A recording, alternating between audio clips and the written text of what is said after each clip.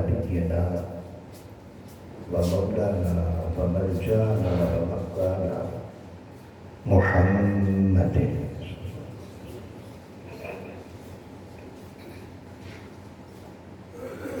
رسول النبي الكريم الأمين المكين الرؤوف الرحيم. أما بعد فأعوذ بالله من الشيطان الرجيم. بسم الله الرحمن الرحيم. وكذلك جعلناكم أمة وسطا. صدق الله العظيم.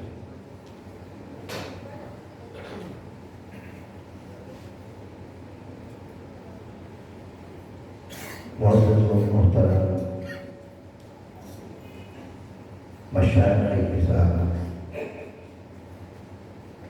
علماء کرام،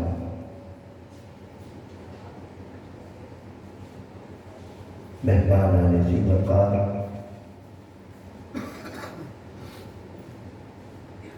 ضلع نمبر 5 تحریک منہاج القرآن، منہاج القرآن علماء کونسل، منہاج القرآن کی محلیگ، منہاج القرآن یوتھ لیگ، MSN، پاکستان عوامی تحریک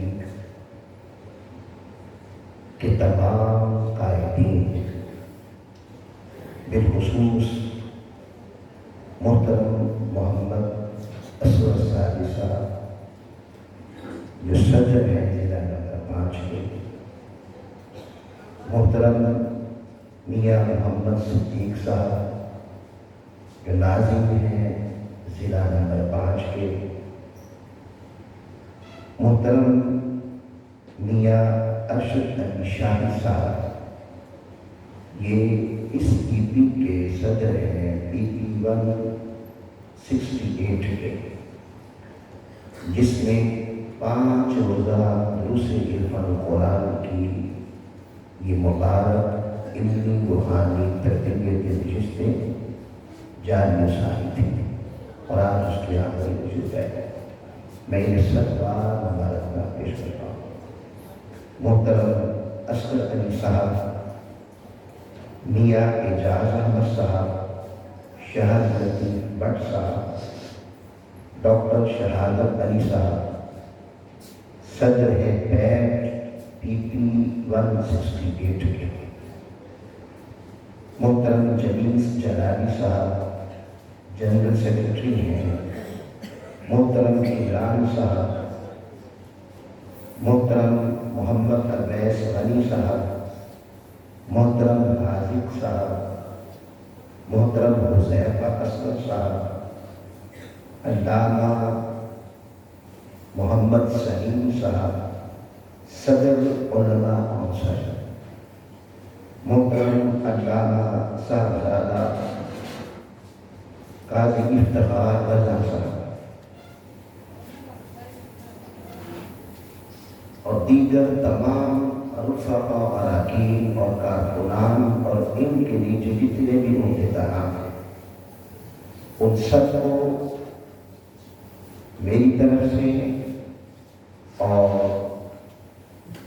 نظامت دعوت، مرکزی نظامت دعوت کی طرف سے 7 بار مبارکباد پیش کرتے ہیں، جنہوں نے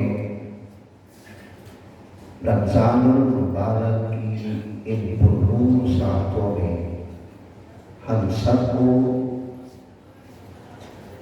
اللہ اور اس کے رسول کی یاد اور بالخصوص تعلیمات قرآن سے مستفید ہونے کے لیے یہ موقع فراہم کیا، اور 5 روزہ عظیم الشان دروس کا انعقاد کیا۔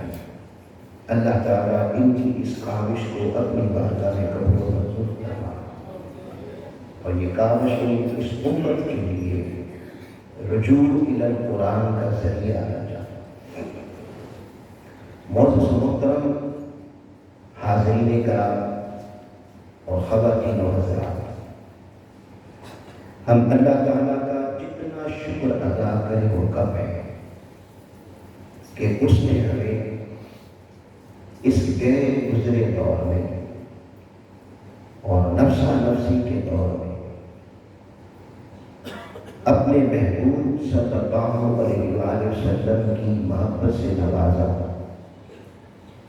اور یہ کہ ہم دنیا کی محفلوں میں لغویات میں مشغول ہو گئے، اس نے ہم پر خصوصی کرم فرمایا اور ہمیں ایسی مجلسیں عطا کی جہاں اللہ اور اس کے رسول کی طرف دعوت دی جا رہی ہے اور تعلیمات اسلام سے منور کیا جا رہا ہے۔ آج آخری دن ہے اور آج کا ہمارا موضوع ہے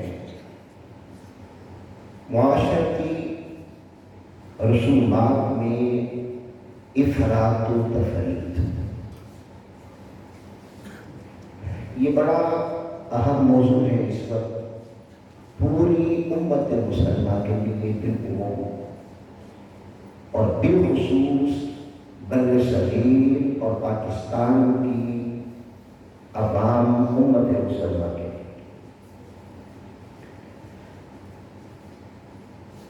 ہم نے اس موضوع کو بیان کرنے کے لیے قرآن مجید کی سورہ البقرہ کی آیت نمبر 143 کا پہلا حصہ تلاوت کیا ہے، جس میں اللہ رب العزت نے امت مسلمہ سے خطاب فرمایا اور بڑے انوکھے انداز میں اس کی عظمت کو بیان کیا۔ اللہ پاک نے ارشاد فرمایا وَكَذَلِكَ جَعَلْنَاكُمْ، اور اسی طرح ہم نے تمہیں بنایا، یعنی اے میرے محبوب کے غلاموں، اے لا الہ کے وارثوں، اے محبوب کی غلامی کا دم بننے والے ایمان والوں، تمہیں بنایا کیا؟ امتاً وسطا، امت وسط۔ یہاں قرآن مجید آقا علیہ السلام کی امت کو امت وسط قرار دے رہا ہے۔ اب وسط کا مفسرین نے مختلف معنی بیان کیے ہیں کہ وسط سے مراد کیا ہے۔ پہلا معنی کہ امت وسط ہے، وسط کا پہلا معنی جو مفسرین نے بیان کیا وہ ہے عدل۔ گویا قرآن مجید یہ کہہ رہا ہے کہ اے امت رسول مسلمہ، تمہیں میں نے عادل امت بنایا ہے، امت عادلہ، عدل کرنے والی۔ جیسے اس معنی کو قرآن مجید کی سورہ القلم میں اللہ پاک نے بیان فرمایا ہے۔ فرمایا قال اوسطهم الم اقل لكم لولا تسبحون، ان کے عادل نے کہا، جو عدل کرنے والا تھا، قال اوسطهم، ان کا جو عادل تھا، عدل کرنے والا، اس نے کہا الم اقل لكم لولا تسبحون، میں نے کہا نہیں تھا اللہ کی تسبیح بیان کرو۔ تو اس مقام پر وسط بمانا عدل کے، عادل کے استعمال ہوا ہے۔ اس کا معنی یہ ہوا کہ یہ امت امت عادلہ ہے، یعنی اس امت کی خوبی اور اس امت کی عظمت اور اس امت کی رفعت اور اس امت کی فضیلت و بزرگی جو قرآن بیان کر رہا ہے وہ یہ ہے کہ یہ امت ہر لحاظ سے ایک عادل امت ہے، اب یاد رکھیں ایک داخلی کائنات ہے، ایک خارجی کائنات ہے۔ داخلی کائنات انسان کے من کے اندر کی کائنات ہے۔ اللہ تعالیٰ نے اسے وجود عطا فرمایا، پھر اس وجود میں اسے ایسے اعضاء عطا فرمائے جنہیں معاشرے میں وہ استعمال کرتا ہے۔ آنکھ سے وہ دکھتا ہے، زبان سے وہ بولتا ہے، ہاتھوں سے کام کرتا ہے اور پاؤں سے چلتا ہے اور کھاتا بھی ہے۔ تو اس کا معنی کیا ہے کہ اے امت مسلمان، تمہیں امت عادلہ بنایا کہ تم داخلی سطح پر بھی یاد رکھیں عدل کا متضاد ہے ظلم۔ یہ امت ظالم نہیں ہے، یہ امت عادل ہے، اور اس امت کی برتری، اس امت کی عظمت، اس امت کی بزرگی فضیلت یہ ہے کہ یہ ظلم کے خلاف کھڑی ہو جاتی ہے اور یہ ظالم کو قبول نہیں کرتی، آنکھوں سے ظلم کرتی نہیں اور آنکھوں سے ظالم کو دیکھ بھی لیتی ہے اور عادل کو پہچان بھی لیتی ہے۔ تو آنکھوں کا بھی ایک عدل ہوتا ہے، وہ عدل کیا ہے کہ آنکھوں سے بھی تم ظالم نہیں ہو، کسی کی عزت کو مجروح نہیں کرتے، زبان سے حق بیان کرتے، یہ ہاتھ ظلم کو روکنے کے لیے پیدا کیے گئے ہیں، یہ پاؤں حق کا ساتھ دے کر عدل کو بلند کرنے کے لیے اور ظالم کو روکنے کے لیے پیدا کیے گئے۔ اور خارجی سطح پر معاشرے میں رسم و رواج ہو، ثقافت ہو، تمدن ہو، مذہب ہو، عقائد ہو، عمل ہو، سیاست ہو، دین ہو، جس محاذ میں بھی ہو، یہ امت وہ امت ہے کہ ہر سطح پر عدل کو پسند کرتی ہے، عدل کے مطابق چلتی ہے۔ اس لیے قرآن مجید نے کہا وَكَذَلِكَ جَعَلْنَاكُمْ أُمَّةً وَسَطًا، کہ تم امت وسط ہو۔ کیا معنی؟ کہ تم ہر لحاظ سے عادل ہو اور عدل کو غالب کرنے والے۔ دوسرا معنی جو بیان کیا گیا وہ یہ ہے کہ وسط بمعنی خیر، بہترین، جیسے دوسرے مقام میں فرمایا کنتم خیر امہ، تم ساری امتوں میں بہترین امت ہو۔ یاد رکھیں یہاں جو قرآن مجید نے کہا کہ تم ساری امتوں میں بہترین امت ہو، یہ جو بہتر پن ہے، اچھائی، یہ فی نفس ہی ہماری نہیں ہے، یہ فی نفس ہی اس امت کی نہیں ہے، ورنہ اگر دیکھیں تو پہلی امتوں کے ظاہری جسم بھی دیکھیں تو ان کے بڑے تھے، عمریں دیکھیں تو ان کی بڑی تھی، عبادتیں دیکھیں تو ان کی زیادہ تھی، قوت دیکھیں تو جسم میں ان کو زیادہ تھی۔ پھر اس امت کو بہترین امت ہونے کا ٹائٹل کیسے ملا؟ وہ کیسے مل گیا؟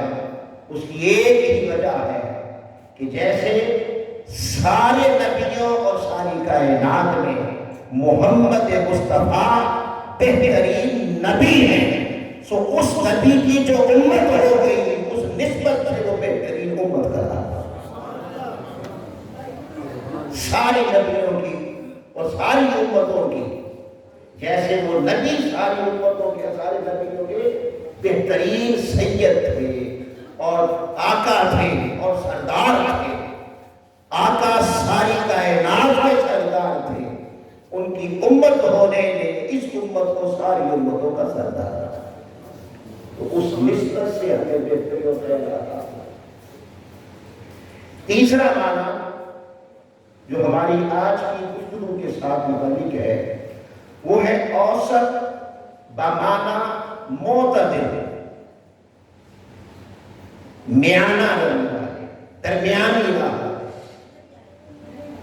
آقا علیہ السلام نے فرمایا اس معنی کو بیان کرتے ہوئے خیر الاعمال اوسطھا، بہترین عمل وہ ہے جس میں نہ افراط ہو نہ تفریط ہو، جو درمیانی راہ والا ہو، اعتدال والا، وہ راستہ بہترین ہے۔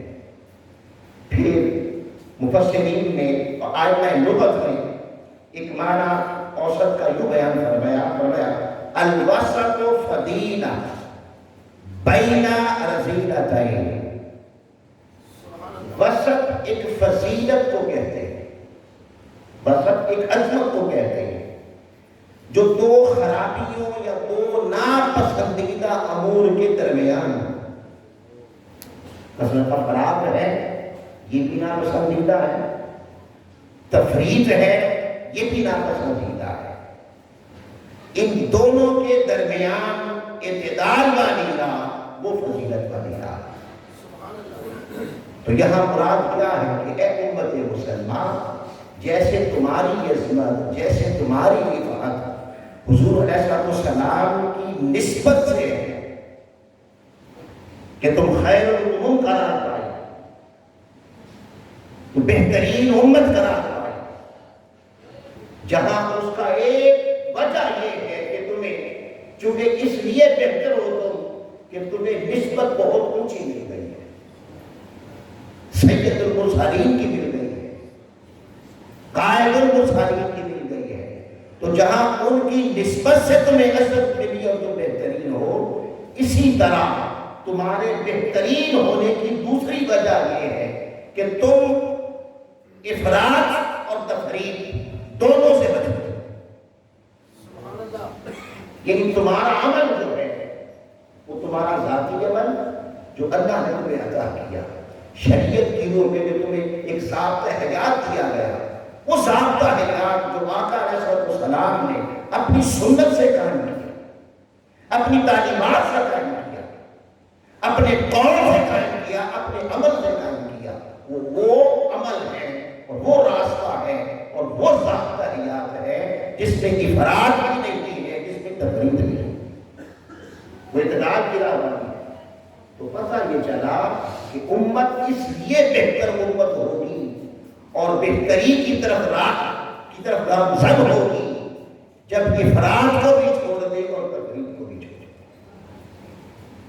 تو گویا امت مسلمہ کی عظمت اور اس کی بلندی اور اس کی فضیلت اس سے ہے کہ یہ افراط و تفریط سے بچتی ہے، اس لیے یہ امت عظیم امت ہے، اس نے ہمیشہ اعتدال کی راہ کو اپنایا ہے اور یہ اعتدال والا دین لے کے نکلی ہے، اس لیے یہ امت وسط قرار پائے اور ساری امتوں کی سردار قرار پائے۔ اس کا معنی یہ ہے کہ لوگوں، اگر ہم اپنی زندگی میں افراط و تفریط کو داخل کرتے ہیں تو ہم اپنے منصب سے گر گئے، ہم نے وہ عظمت چھوڑ دی جو عظمت اللہ اور اس کے رسول نے ہمیں عطا کی تھی، ہم نے وہ راہ چھوڑ دی جو راہ اللہ اور اس کے رسول نے ہمیں عطا کی تھی، وہ راہ جو تمہیں دنیا میں بھی معزز کرتی ہے، وہ راہ جو تمہیں آخرت میں بھی بلندی اور بھلا عطا کرتی ہے، وہ راہ اسی صورت میں ہے کہ تم شریعت کی اس راہ پر چلو جو اعتدال والی راہ ہے، جو درمیانی راہ ہے۔ اور یاد رکھ لیں، جب سے یہ امت معتدل امت رہی ہے اور جب سے یہ امت درمیانی میانہ روی پر قائم رہی ہے اور جب سے یہ امت اپنے آپ کو افراط اور تفریط سے بچا کر چلتی رہی ہے، اللہ نے اسے دنیا میں اس دنیا میں عزتیں عطا فرمائیں، غلبہ عطا فرمائیں اور بلندیاں اور عزتیں اور رفعتیں ان کے قدموں کو چوم لی۔ اور جب سے زندگی کے اندر افراط و تفریط آ گئی ہے اور ہم نے زندگی کو ایک بے معنی کر دیا ہے، تب سے ذلت اور رسوائی اور غلامی اس امت کا مقدر بنا دی گئی۔ لہذا قرآن مجید کہہ رہا ہے وَكَذَلِكَ جَعَلْنَاكُمْ أُمَّةً وَسَطًا، کہ اے میرے محبوب کی امت، میں نے تمہیں وہ بنایا ہے جو اعتدال کی راہ پر چلنے والی امت ہے۔ یہاں ایک بات اور سمجھ لیں کہ آج جو ہمارا موضوع ہے معاشرت کے رسومات میں افراد و تفریق، یہ بات بھی بڑے اچھے طریقے سے یاد رکھ لیں کہ اسلام کلیتاً رسموں کو ختم نہیں کرتا، یعنی ایسا دین نہیں ہے کہ جو بھی رسم معاشرے میں معروف ہو جائے اسلام اسے آ کر سرے سے غلط قرار دے دے، یہ تکلیف ہے، ایسا نہیں ہے۔ نبی پاک صلی اللہ علیہ وسلم جب پیدا ہوئے، آپ تشریف لائے، مبعوث ہوئے، تو بہت سارے رسم و رواج پہلے سے موجود تھے۔ آقا علیہ السلام نے وہ رسم و رواج جن سے انسانیت کو اور پھر جن سے اسلام کو نقصان پہنچتا تھا انہیں ختم کیا۔ بعض ایسے تھے ان کی اصلاح کر رہے اور بعض ایسے تھے انہیں من و عن قائم رکھتے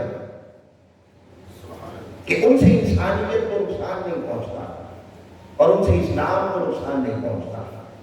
اس لیے فقہاء کرام نے ہمیشہ یہ بات کی ہے کہ عرف عام میں معاشرے کے اندر جو رسم و رواج ہوتے ہیں، اس میں حضرت امام شافعی، امام احمد بن حنبل، امام مالک اور امام اعظم، آپ تمام کے اقوال کو پڑھیں تو ان کا ایک ہی فتویٰ ہے اور اس پر اتفاق ہے ان کا، وہ یہ کہ وہ کہتے ہیں کسی مفتی اور کسی قاضی کے لیے یہ بات جائز نہیں ہے کہ وہ ظاہری روایت کو دیکھ کر خالی فتویٰ دے دے اور عرف عام میں کیا چیز معروف ہے اسے نظر انداز کر دے، اس کا فتویٰ حق پر نہیں ہوگا، اسے عرف عام کو بھی مد نظر رکھ کر فتویٰ دینا چاہیے، پھر خیر کا پہلو نکلے گا جو انسانیت کے لیے اور دنیا کے لیے و آخرت کے لیے ایک خیر اور نیکی اور اس پر گواہی کرے گا۔ لہذا آج ہمارا موضوع یوں تو یاد رکھ لیں کہ یہ جو رسم و رواج ہیں اس کا بہت بڑا وسیع مفہوم ہے، رسومات افراد و تفریق جو ہے وسیع مفہوم ہے اس کا، یہ عقائد میں بھی ہے، یہ اعمال میں بھی ہے، یہ سیاست میں بھی ہے، یہ ہر جگہ پہ ہے افراد و تفریق کو۔ لیکن ہم نے بالخصوص آج شادی بیاہ نکاح میں شریعت نے ہمیں نکاح کی کیا طریقہ اور سلیقہ دیا تھا اور ہم نے اس میں کیا افراد و تفریق کر کے اپنے آپ کو یعنی مصیبت میں ڈال دیا اور اللہ کو ناراض کرنے والی راہ پہ چل پڑے۔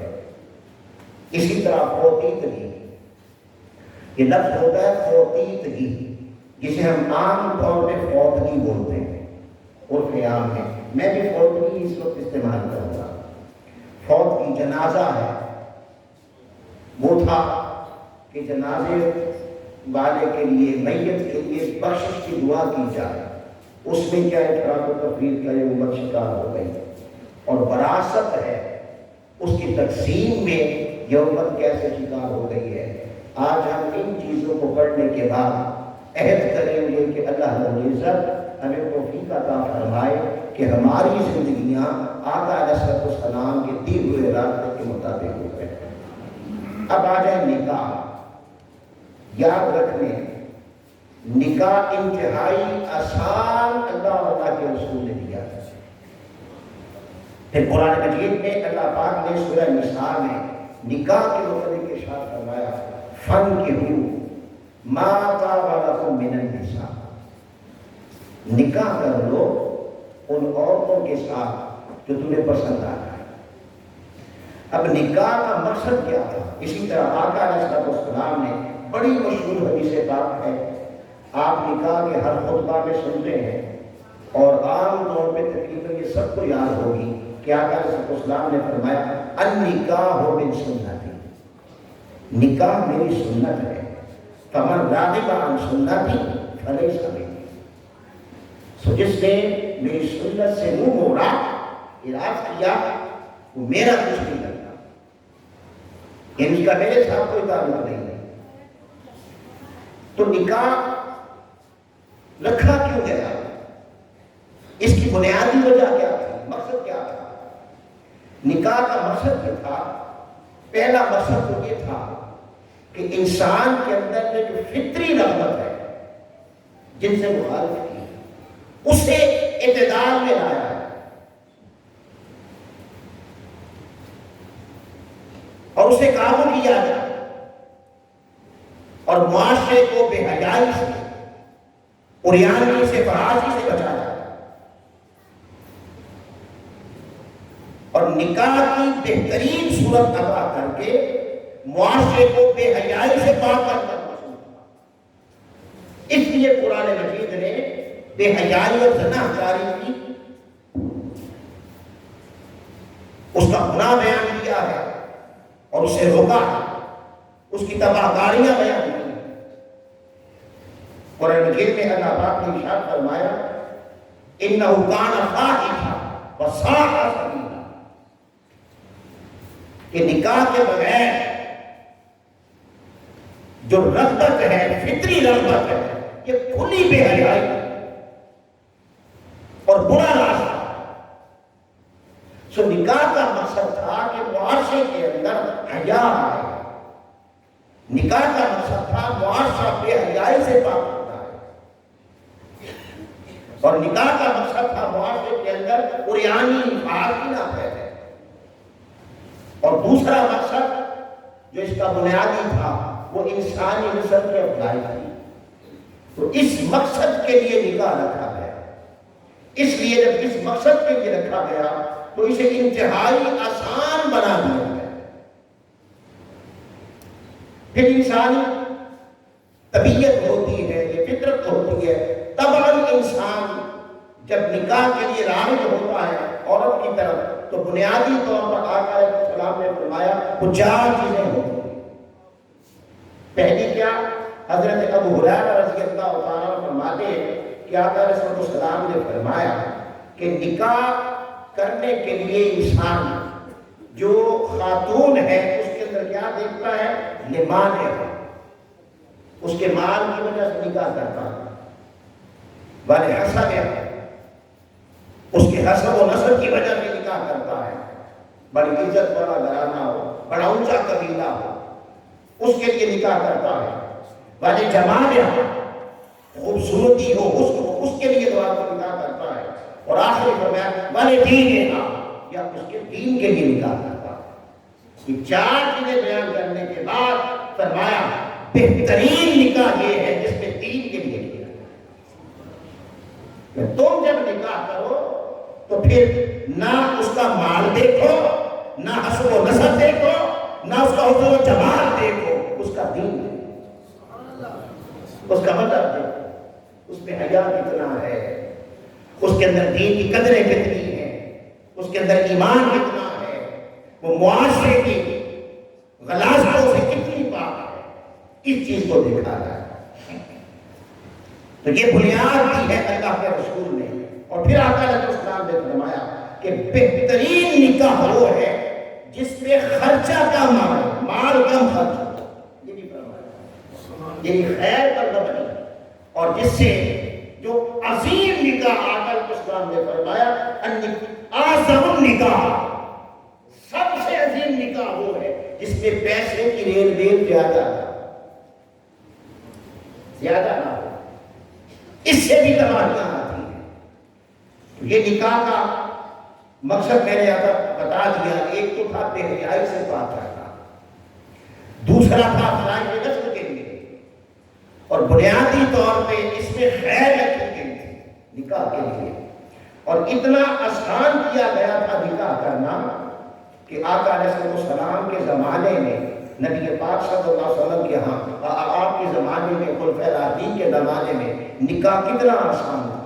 حضرت عاتکہ بنت زید رضی اللہ تعالیٰ عنہ، یہ صحابیہ ہیں، ان کا نکاح اب ہمارے ہاں کیا ہوتا ہے، اگر کسی عورت کو طلاق ہو جائے یا اللہ نہ کرے اس کا شوہر ہوتا یہ بیوہ ہو جائے، اس سے کوئی نکاح ہی نہیں کرتا، یعنی مطلقہ اور اس کو لانا اتنا بے حس معاشرہ ہو گیا ہے کہ اس سے نکاح کوئی نہیں کرتا، اور بیوہ ہو جائے تو در در کی ٹھوکریں کھاتی ہے۔ جو معاشرہ حضور نے دیا تھا، جس معاشرے کے لیے آقا نے ضرورت کی تھی، اس معاشرے کا عالم یہ ہے کہ عاتقہ بنت زید رضی اللہ عنہ آپ کا پہلا نکاح حضرت عبداللہ بن ابی بکر سے ہوا، وہ شہید ہو گئے۔ دوسرا نکاح زید بن الخطاب سے ہوا، وہ بھی شہید ہو گئے۔ تیسرا نکاح حضرت عمر فاروق سے ہوا، وہ بھی شہید ہو گئے۔ چوتھا نکاح زبیر بن العوام سے ہوا، وہ بھی شہید ہو گئے۔ پانچواں نکاح حضرت امام حسن سے ہوا، یعنی بیوہ کا تصور نہیں۔ اور آپ دیکھیں کیسی کیسی شخصیات اسے اپنے نکاح میں قبول کر رہے تھے۔ اس لیے ان کا لقب تھا زوجۃ الشہداء، شہیدوں کی بیوی، یہ ان کا لقب رکھا گیا۔ پھر آقا علیہ السلام نے نکاح اتنا آسان بنایا، اتنا آسان بنایا کہ بارگاہ رسالت میں آپ صلی اللہ علیہ وسلم نے ایک خاتون خود آ گئی۔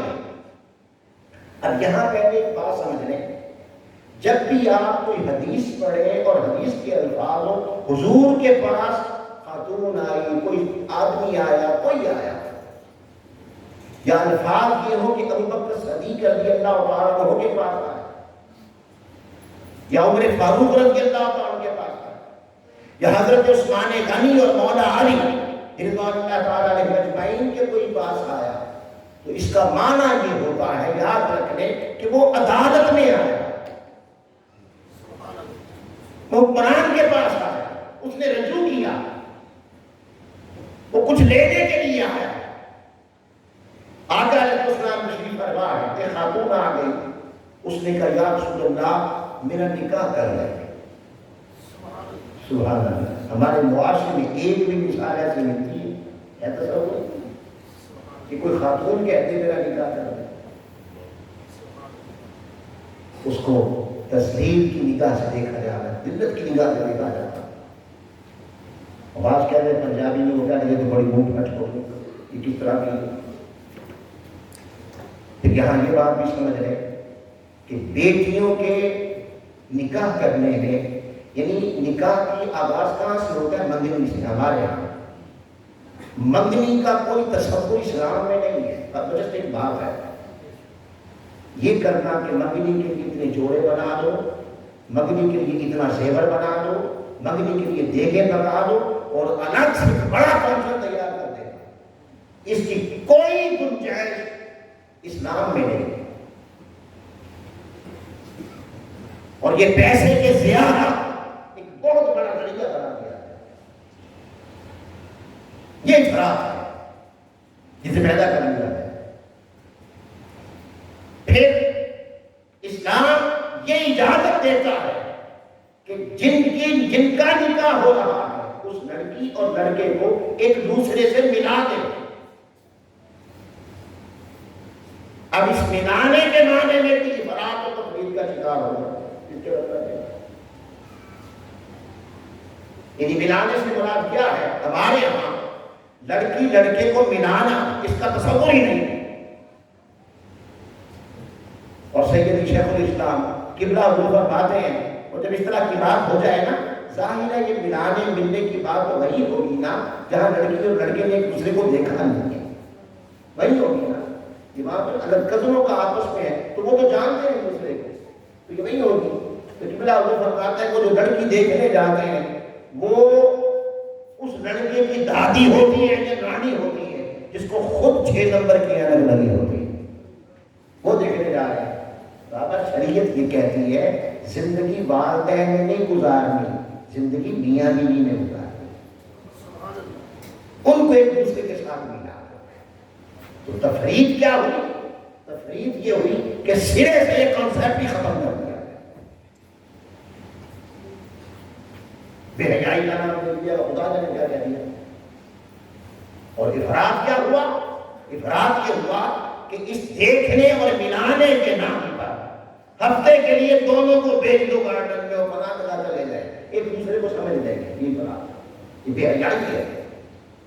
بلکہ طریقہ جو شریعت نے دیا تھا وہ یہ تھا کہ لڑکا، اس کے والدین، اس کے بڑے اپنی سرپرستی میں بیٹھے، ساتھ بیٹھے، لڑکی کے والدین بیٹھے، اس کے بڑے بیٹھے، اور ان کو آپس میں سب کی موجودگی میں آپس میں ایک دوسرے سے بات کروا دیں۔ یہ ایسا نہ ہوگا لڑکا بعد میں کہ میں نے تو دیکھا ہی نہیں تھا، لڑکی کہ میں نے دیکھا نہیں تھا۔ تو اتنی گنجائش تھی۔ افراد کا ہمارا یہ ہو گیا کہ موبائل دے دیے ہیں، لوگ ان کی شادی ہونی ہے، اب جو چاہے جب چاہے شادی میں باتیں کرتے رہو، یہ بے حیائی ہے، اس کی اجازت اسلام نہیں دیتا۔ میں اس کا کہا تھا کہ وہ خاتون آ گئی، اس نے آ کے آقا علیہ السلام کی بارگاہ میں عرض کیا، یا رسول اللہ میرا نکاح کروا دے۔ آقا علیہ السلام نے پوچھا، بھئی یہ خاتون آئی ہے، وہ اس کے لحاظ نکاح کرے گا؟ ایک صحابی نے کہا، یا رسول اللہ میرا نکاح کر دیں۔ آقا نے فرمایا تیرے پاس کیا ہے؟ اس نے کہا، یا رسول اللہ میرے پاس تو کچھ بھی نہیں ہے، میں اچھا گھر جا کچھ لے کے آ۔ اس نے کہا، یا رسول اللہ گھر میں بھی کچھ نہیں ہے۔ فرمایا گھر جا۔ وہ چلے گئے، واپس آئے، کچھ نہیں تھا۔ میں، یا رسول اللہ کچھ نہیں ہے۔ آقا نے فرمایا، ایک لوہے کی انگوٹھی بھی نہیں ہے؟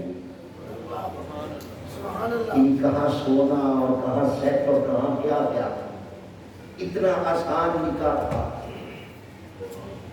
پوچھا کہ لوہے کی انگوٹھی بھی نہیں ہے؟ اس نے کہا، یا رسول اللہ لوہے کی انگوٹھی بھی نہیں ہے۔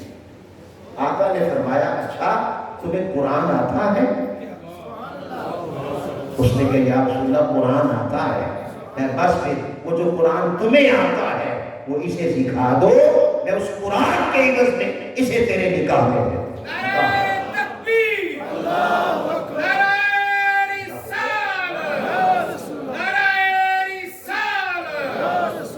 اتنا آسان نکاح تھا جسے آج افراط اور تفریط کا شکار کر کے ہم نے اتنا مشکل کر دیا ہے کہ غریب کی بچیاں اگر بیٹھے ان کے سر میں چاندی آ جاتی ہے، کوئی اسے نکاح کرنے والا نہیں۔ پھر نبی پاک صلی اللہ علیہ وسلم نے جو نکاح ہمیں دیا تھا، اس نکاح میں یاد رکھنے لڑکی والوں کے لیے ایک دن تھا، نکاح کا رخصتی کا پرچت ختم تھا، لڑکی والوں کے لیے ایک دن اور لڑکے کے لیے 2 دن، وہ ولیمہ کرے۔ شریعت کا نکاح یہ تھا، آقا نے جو نکاح دیا تھا وہ یہ تھا، اس کے 2 دن تھے، جسٹ 2 دن۔ لڑکی والوں کے لیے تو دن ہی ایک ہے، ولیمے کے لیے 2 دن دے دیے لڑکے کو، مگر ہم نے نکاح سے پہلے اور بعد خدا جانے کتنے دن بنا دیے، اس نے بنا کے خود اپنے آپ کو مصیبت میں ڈال دیا۔ شریعت میں مائیوں کا کوئی تصور نہیں ہے، مائیوں تو مائیوں ہے، تیل لینے کا کوئی تصور نہیں۔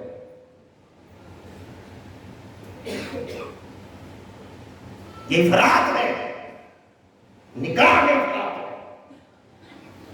کہ شریعت نے 2 دن دیے تھے لڑکے والوں کو، 1 دیا تھا لڑکی والے کو۔ ہم نے اس کے اندر خود اپنے ڈاکٹر اپنے پاس شاید ہندوؤں سے لے لیا، شاید دیگر اقوام سے لے لیا۔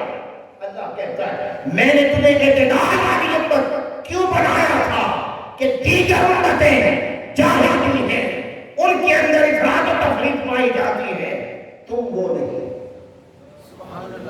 تمہاری عصمت، تمہاری رفعت، تمہاری بزرگی اس وجہ سے ہے کہ تم میں سادگی ہے، تم میں میانہ روی ہے، نہ تم افراط کا شکار ہو نہ تم تفریط کا شکار ہو۔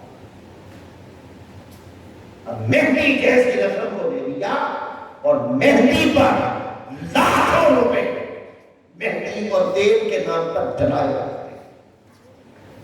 حضور سید شیخ الاسلام آپ فرماتے ہیں تیل بنایا تھا دیا جلانے کے لیے، تیل تھا دیا جلانے کے لیے، اور آج تیل کے نام پر لاکھوں روپیہ جلاتا ہے۔ اور پھر اس کے اندر کیا ہے؟ ارے نکاح تو تھا کہ بے حیائی نہ نکاح تو تھا اختلاف نہ ہو، نکاح تو تھا ایمان اور حیا،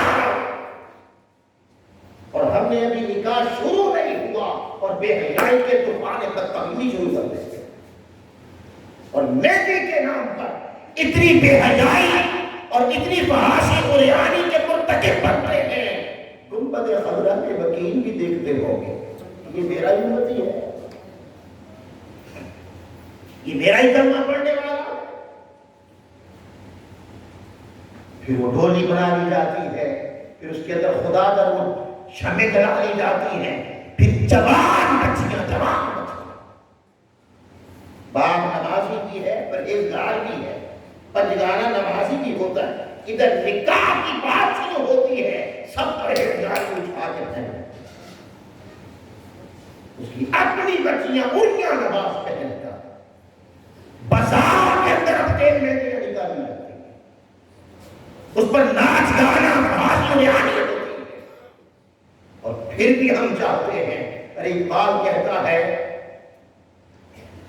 یہ ہے مسلم جنہیں دیکھ کے شرمائے یہود، بذا میں تم ہو نصارا تو تمدد میں حدود۔ کیا یہ مسلم ہے جنہیں دیکھ کے شرمائے یہود؟ عالم یہ بن گیا، کوئی تصور نہیں مہندی کا، کوئی تصور نہیں اسلام میں تیل کا۔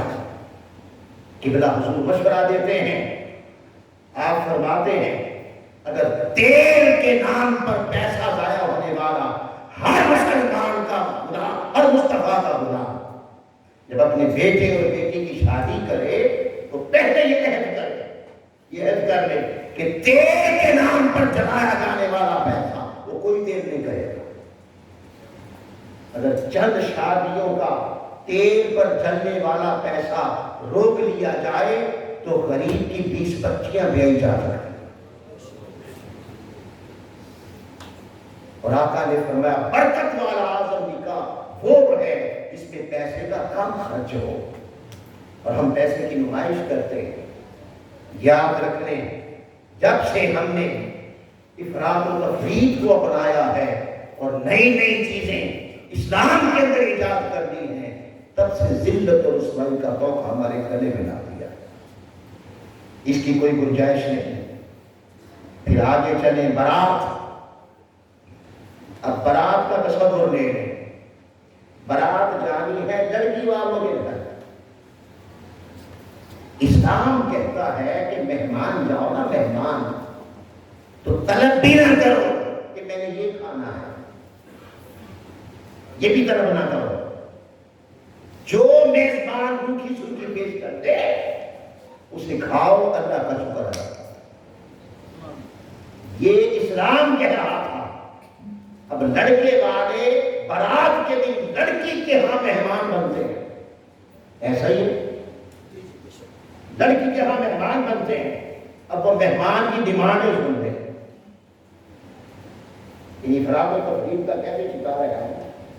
افراط یہ ہے کہ باقاعدہ لڑکے والے ڈیمانڈ کرتے ہیں، اس کا باپ کہتا ہے میرا تو کاروباری طبقہ بڑا واقف ہے،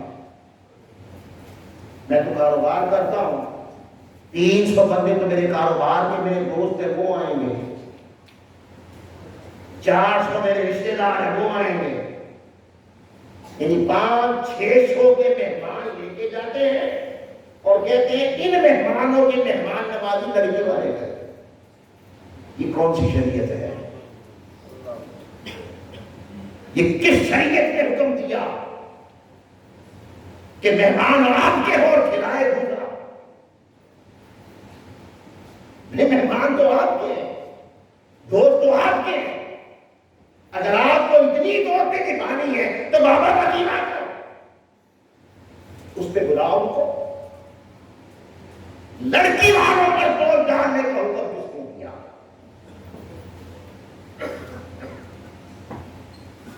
اس رسم نے نکاح کو مشکل کر دیا۔ غریب دیکھتا ہے کہ میری بیٹی بوڑھی ہو رہی ہے مگر بارات کے معاملات کیسے پورے کروں گا؟ اس بیچارے کے پاس پیسہ نہیں ہے، اور مصطفیٰ کے قائم کردہ معاشرے اور آقا علیہ السلام کے امتیوں کے معاشرے میں پہلے لڑکیاں گاؤں کے اندر بوڑھی بیٹھی ہیں، ان کا نکاح نہیں ہو، ایسے کیا کے لیے بیر بنا دی گئی، اس کی کوئی اجازت نہیں ہے۔ قربان جائیں آقا علیہ السلام کے صحابی حضرت عبد الرحمن بن عوف، سبحان اللہ، علماء کرام جانتے ہیں کتنا قرب تھا آقا، حضور کے کتنے قریب تھے، مگر ان کا اپنا نکاح تھا، بارات میں مصطفیٰ بھی نہیں ہے۔ ان سے بڑھ کر بھی کوئی پیارا تھا عبد الرحمن بن عوف کے لیے رضی اللہ تعالیٰ عنہ، حضور سے بڑھ کر بھی کوئی اپنا تھا، مگر چونکہ دوسروں کے گھر جانا تھا، والدین لڑکا دو چار لوگ کے لڑکی بیاہ کے لیا، اور جب آقا علیہ السلام کو پتا چلا تو حضور نے فرمایا ایک ہی بکری سے ولیمہ کر دو۔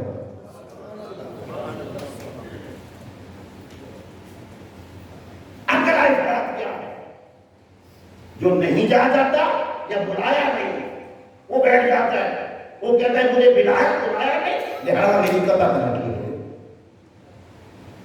شریعت قطع کرنے سے منع کرتی ہے۔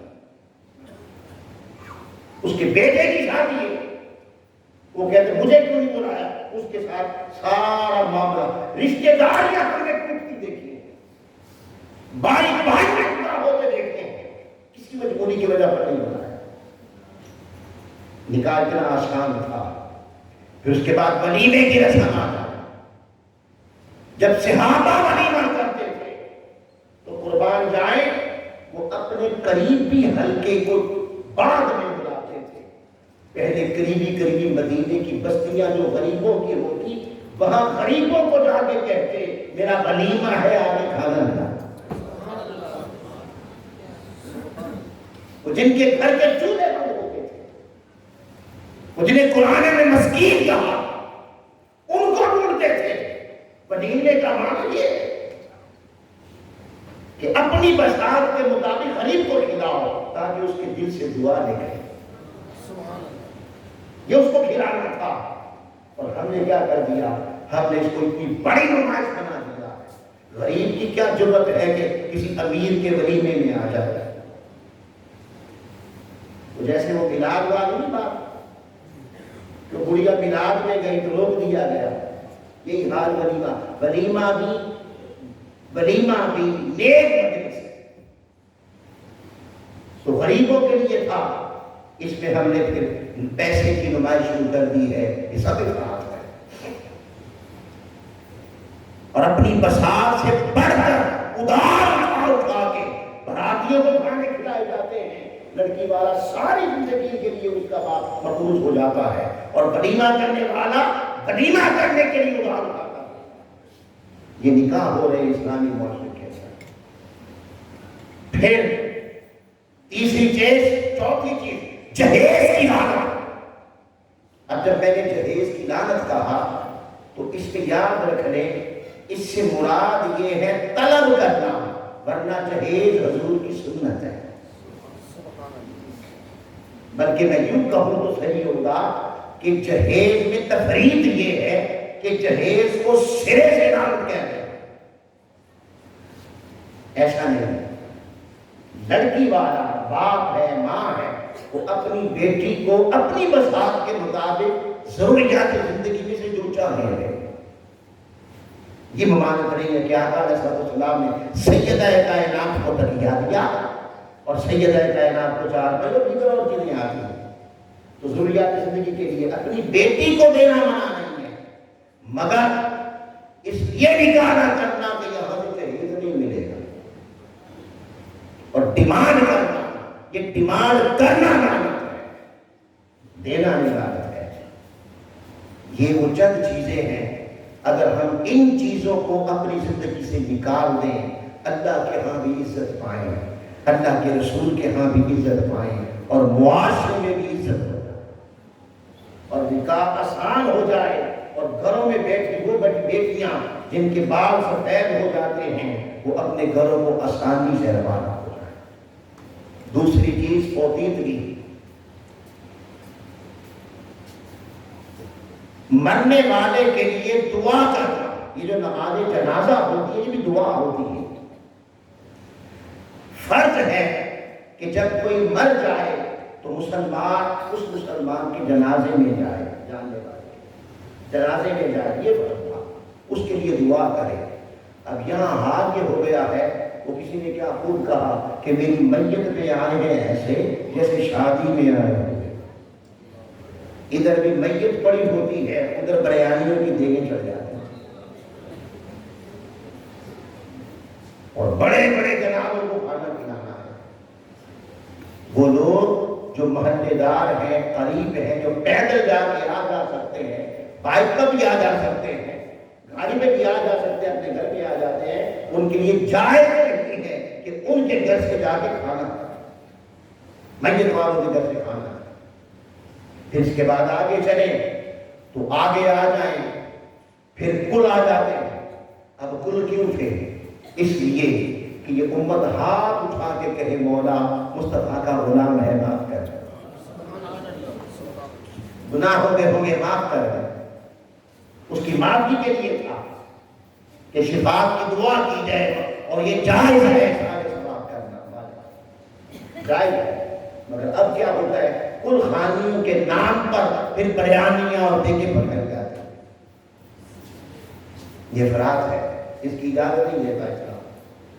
چلیسپے کے نام پر، میں آپ کو اپنا واقعہ سناؤں، جنوبی پنجاب میں، جنوبی ادھر اتنا رواج نہیں ہے، تو جنوبی پنجاب میں چلے گئے، بہت سارے ایسے علاقے ہیں، وہاں کل خانیوں میں چلیسپے میں 40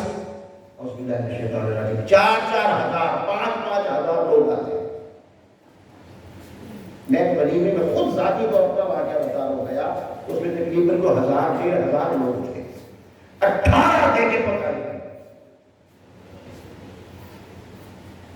پلاؤ گوشت پکایا ہے۔ میں نے پوچھا یہ کس نے پکایا؟ کہا کہ وہ جس کا باپ فوت ہو گیا اس کے بیٹے نے پکایا، اور یہ تو پکایا الگ بات تھی، آگے ظلم بات ہے، ظلم یہ کہ وہ ساری رقم ادھار سود پہ لی۔ یہ ضروری ہے، کیوں ضروری ہے؟ لوگ کہیں گے دیکھو باپ مر گیا، کھلائے کچھ نہیں، باپ مر گیا، اس کو باپ کا حاضر ہوئی، اس نے دیکھے نہیں پتا۔ اور بعض جگہوں پر تو ایسے جھگڑے ہو جاتے ہیں کہ مجھے ووٹ ہی نہیں ملی، مجھے فلاں نہیں ملا۔ ان چیزوں کو ختم کرنا چاہیے تاکہ تمہیں عزت ملے، اللہ کے ہاں عزت ملے۔ اور قبلہ حضور نے ان کے سامنے جب یہ بات ہوئی تو کسی نے کہا کہ وہ کہتے ہیں ناک کٹتی ہے برادری میں،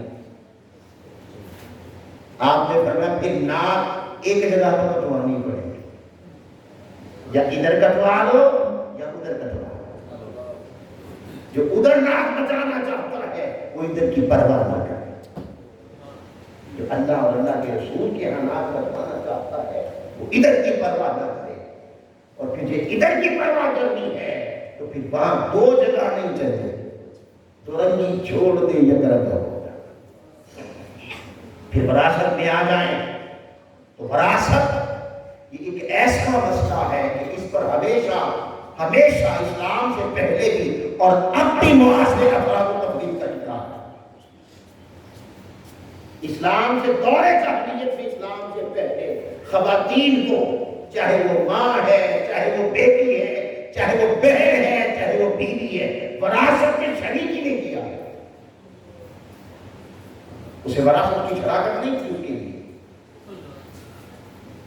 یہ تفریق اسلام میں آ کر عورت کو عظیم مقامات عطا کیے۔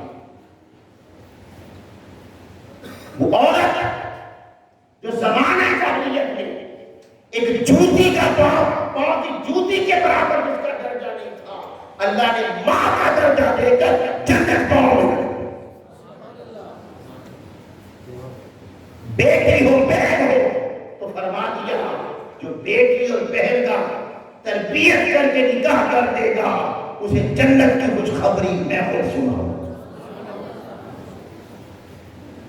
اور بیوی ہو تو آقا نے فرمایا جسے نیک صالح دین ہا، نیک صالح دیندار کی بھی مل گئی وہ جنت کا نظارہ دنیا میں کر اسے دنیا میں جنت مل گئی۔ یہ مقامات دے کر وارث قرار دیا، شریف وراثت میں شامل کیا، بیٹیوں کے حصے الگ رکھے، بہن ہو تو اس کا حصہ رکھا، بیوی ہو تو اس کا حصہ رکھا، ماں ہو تو اس کا حصہ رکھا۔ اور اس میں مراد کیا ہے؟ جاہلیت میں تو بالکل نکال دیا گیا تھا، اور دور جدید کی جاہلیت میں اس میں کیا کیا؟ انہوں نے مرد کے برابر لا کے کھڑا کر کے لڑا دیا۔ اسلام بہترین دین ہے جس نے وراثت کی تقسیم کا پورا نظام دیا ہے، اور اس میں بیٹی کو شامل کیا ہے، بہن کو شامل کیا ہے۔ آج بھی ایسے معاشرے اور مسلمان موجود ہیں جو کہتے ہیں اگر بیٹی نے حصہ لے لیا تو ہماری کچھ بھی نہیں۔ حضرت سعید بن زید رضی اللہ تعالیٰ عنہ مشکوٰۃ شریف کی حدیث پاک ہے، آپ نے فرمایا، آقا علیہ السلام نے فرمایا، اگر کسی نے یہ وراثت کے بعد میں زمین تھی، بھائیوں نے رکھ لی اپنے پاس، باپ نے رکھ لی اپنے پاس، آقا نے فرمایا اگر کسی نے کسی کا حق زمین کا ایک بالشت کے برابر مار لیا اور نہ دیا، قیامت کے دن وہ زمین اس کے گلے میں تاج بنا کر ڈال دی جائے۔ یہ وہ حقدار ہونے والا۔ اسی طرح آقا علیہ السلام نے فرمایا کہ جس نے اس دنیا میں وراثت کا حق مارا اور اسے وراثت نہ دی، اس تک نہ پہنچائی، اللہ اس سے جنت چھین لے، جنت چھین لے گا۔ پھر قرآن مجید کے سورہ نساء آیت نمبر 14 تک کا پیچھے سے یعنی 7-8 آیتوں پر مشتمل پورا مضمون ہے وراثت کا، جس میں خواتین کا حصہ رکھا گیا، بہنوں کا حصہ رکھا گیا، اور رکھنے کے بعد اللہ رب العزت نے سورہ آیت نمبر 13 میں فرمایا، آیت نمبر پیچھے پورا وراثت کا بیان کرنے کے بعد میں تلک حدود اللہ، یہ اللہ کی حدیں،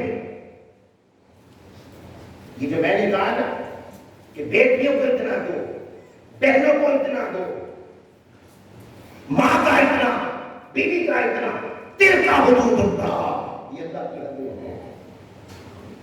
پھر آگے فرمایا وَمَن يُطِعِ اللَّهَ وَرَسُولَهُ يُدْخِلْهُ جَنَّاتٍ تَجْرِی مِن تَحْتِہَا الْأَنْہَارُ خَالِدِینَ فِیہَا وَذَلِکَ الْفَوْزُ الْعَظِیمُ۔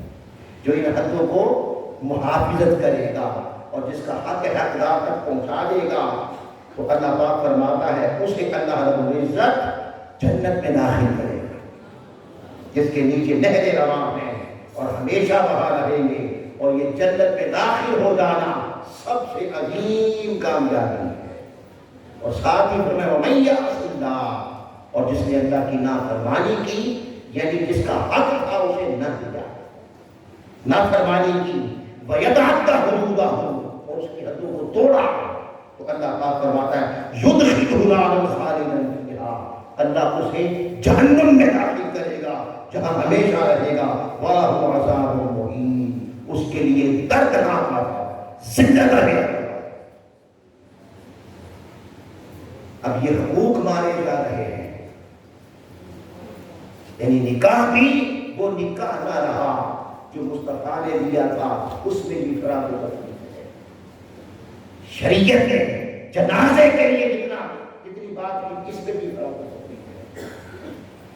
وراثت میں افراط و تفریط ہے، یہ تو وراثت کی بات ہے، عقیدے میں افراط و تفریط ہے، آباد میں افراط و تفریط ہے۔ یہ امت ہر جگہ افراط و تفریط کا شکار ہوئی ہے۔ ایک طبقہ صحابہ کا غلامی کی بات کرتا ہے تو آل پاک کے ساتھ کرتا ہے، ایک طبقہ نام کا لیتا ہے تو مصطفیٰ کے صحابہ کی بارگاہ میں گستاخی کرتا ہے اور امت کو ڈرا رہا ہے۔ تحریک منہاج القرآن اور قائد تحریک منہاج القرآن نے 45 سال سے اس امت کو معتدل راہ پر رکھا ہے، اعتدال کی راہ دکھائی ہے، میرا نبی کی راہ دکھائی ہے۔ عقیدے کے بعد میں لے لیں تو آپ پیچھے چلے جائیں، ایک طبقہ توحید پرست نظر آتا ہے، وہ مصطفیٰ کی محبت سے خالی ہے۔ ایک طبقہ آقا کی محبت کی بات کرتا ہے تو عمل کرتا نہیں تھا۔ حضور سید شیخ الاسلام نے اس افراط و تفریط سے بچا کر توحید کے محبت الہی کے بھی جام پلائے، محبت رسول کے بھی جام پلائے۔ تحریک منہاج القرآن نے ارے صحابہ کی بھی بات کی، بلکہ میرے قائد نے فرمایا یہ در والے ہیں وہ گھر، نہ گھر والے چھوڑے جا سکتے ہیں نہ در والے چھوڑے جا سکتے ہیں۔ پھر یہ امت افراد و تفرید کا جہاں تک شکار ہے کہ ایک طبقہ خود کو دیندار کہتا ہے، وہ کہتا ہے میں تو دیندار ہوں، میرا کام داڑھی رکھنا، میرا کام صرف امامہ شریف کو بھی پہننا، کپڑے پہننا، میرا کیا کام کسی کی عزت لوٹے مجھے کیا، کوئی بھوکا مرے مجھے کیا، ریاست میں چور گنڈے بدمار قاتل زانی بہیا سود خور چھا جائے مجھے کیا، میرا کام ہی نہیں۔ ایک یہ طبقہ جس نے آقا کے دین کی اور حضور صلی اللہ علیہ وسلم کے حیات کے پہلے واقع ارے 99% حصہ دین کا جو مصطفیٰ نے دیا تھا وہ نکال دیا۔ ایک یہ طبقہ ہے، ایک وہ طبقہ ہے کہ آقا علیہ السلام ارے آقا علیہ السلام اس معاشرے میں پیدا ہوئے جہاں چور مارے جاتے تھے، جہاں زانی مارے جاتے تھے، جہاں قاتل پالے جاتے تھے، جہاں گنڈے پالے جاتے تھے، اور جس سرزمین کا حال یہ تھا کہ ایک عربی مرد 1-2 میل کا فاصلہ اکیلا طے نہیں کر سکتا تھا، اگر کرتا لوٹا جاتا، قتل ہو جاتا، اور جب لوٹنے والے اور قتل کرنے والے کی تحقیق ہوتی تو پتہ چلتا وقت کے حکمران کا گنڈا اب جیل کا گنڈا ہے، کوئی پوچھنے والا نہ تھا۔ میرے آقا نے وہ تو کعبے کی چابیاں دینے آ گئے، سبحان اللہ، وہ تو کعبے کی چابیاں دینے آ گئے۔ آقا نے فرمایا ارے میں کعبے کی چابیاں کے لیے پیدا نہیں ہوا، تمہارے ظالمانہ نظام، جو نظام گنڈوں کو سپورٹ کرتا ہے، جو نظام چوروں کو پالتا ہے، جو نظام قاتلوں کو پالتا ہے، جو نظام شراب کے اڈوں کی حفاظت کرتا ہے، جو نظام معاشرے کو سود کی لعنت میں مبتلا کرتا ہے، محمد مصطفیٰ پیدا اس لیے ہوا ہے اس نظام کو اکھاڑ کے پھینک کر عدل کا نظام نافذ کرتے ہیں۔ میری زندگی اس کے لیے ہے، میں تمہیں خالی اس لیے نہیں آیا کہ تمہیں خالی نمازیں پڑھاؤں، میں اس لیے آیا ہوں کہ زمین سے گنڈوں کا خاتمہ کر دوں گا۔ میرے پیدا کی جانے کا مقصد ہی یہ ہے، هو الذی ارسل رسولہ بالہدی ودین الحق، کیوں؟ لیظہرہ علی الدین کلہ، باطل ظالمانہ گنڈوں کا، چوروں کا، قاتلوں کا، زانیوں کا، سود خوروں کا نظام اٹھا کر پاؤں تلے رون دو اور حق کا نظام نافذ کر دو۔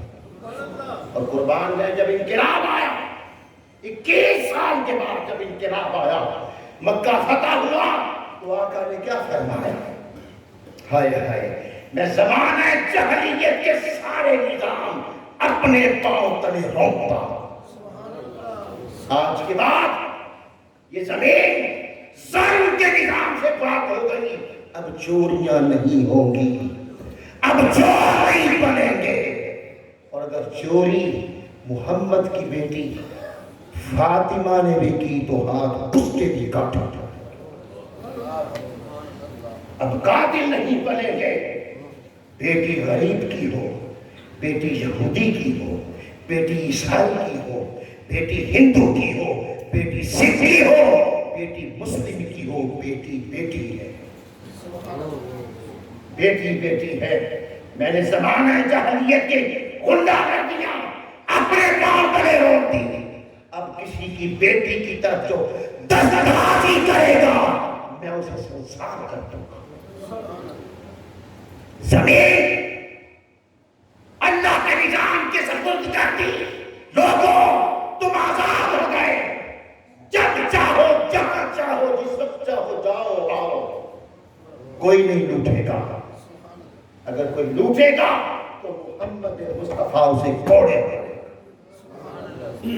اس اسلامی ریاست میں سود خور کو کھلے مارے جائیں گے، شراب بنانے والے، پینے والے، بیچنے والے کو میں کوڑے ماروں۔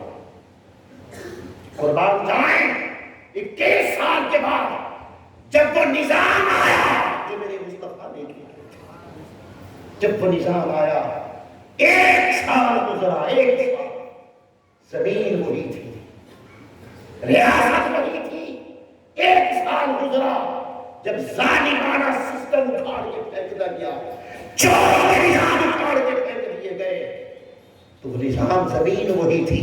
اکیلی عورت 425 کلومیٹر مدینہ سے چلتی ہے، زیور سے ندی ہوتی ہے، کوئی ڈیبو نہیں، کوئی جہاز نہیں کہ ادھر سے بائی نے بٹھا دیا ادھر سے شور رسیو کر کے، نہیں، وہی خاردار راستے 425 کلومیٹر کا فاصلہ طے کرتی ہے۔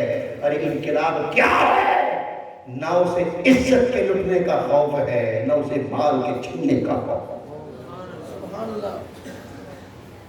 اور جشن فلک نے نظارہ دیکھا، جہاں چوریاں تھیں، جہاں ڈاکے تھے، جہاں مفلسی تھی، جہاں افلاس تھا، بھوک تھی، زمین وہی تھی۔ میرے آقا 1 سال گزرا، اسی زمین پر چشم فلک نے نظارہ دیکھا، ہر شخص کے ہاتھ میں زکوٰۃ کا پیسہ تھا، پوری زمین پر ریاست اسلامی میں لینے والا کوئی نہیں تھا۔ شیخ الاسلام ڈاکٹر محمد طاہر القادری تحریک منہاج القرآن نے یہ سیاسی اور مذہبی افراط و تفریط کا بھی قلعہ کیا۔ حضور کی سنت کو پوری امت کو سمجھایا ہے، اے امت مسلمہ آؤ، میں منہاج القرآن کا نام دعوت ہونے کی حیثیت سے میں دعوت دیتا ہوں، آؤ اپنی زندگیاں افراط سے بچاؤ، اپنی زندگیاں تحریف سے بچاؤ، اعتدال والی راہ اپناؤ، آؤ ڈاکٹر طاہر القادری کا بازو بن جاؤ، آؤ منہاج القرآن کا بازو بن جاؤ۔ خدا کی عزت کی قسم، آج بھی چشم فلک طرف رہی ہے، کوئی تو مرد اٹھے، کوئی تو کائنات کا وارث اٹھے۔ آج بھی اگر آپ کوئی اٹھتا ہے اور جان سر دڑ کی بازی لگاتا ہے تو خدا بھی وہی ہے، مصطفیٰ بھی وہی ہے، قرآن بھی وہی ہے، نظام بھی وہی ہے۔ ہمیں تو سب کچھ بنا بنایا مل گیا ہے، دنیا کی کوئی طاقت سرزمین پاکستان اور دنیا میں اللہ کے علم کو بلند کرنے سے نہیں روک سکتی۔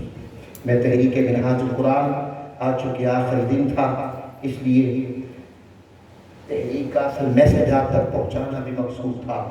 تحریک منہاج القرآن ضلع 5 کی اور بالخصوص PP 168 کی پوری ٹیم کو 100 بار مبارکباد پیش کرتا ہوں۔ آپ نے بہت بہترین خوبصورت تعلیمات کا یہ سلسلہ شروع کر کے ہمیں حضور علیہ السلام کے قریب ہونے کا موقع فراہم کیا۔ اللہ پاک آپ کی کاوشیں قبول فرمائے اور سرزمین پاکستان پر پوری دنیا میں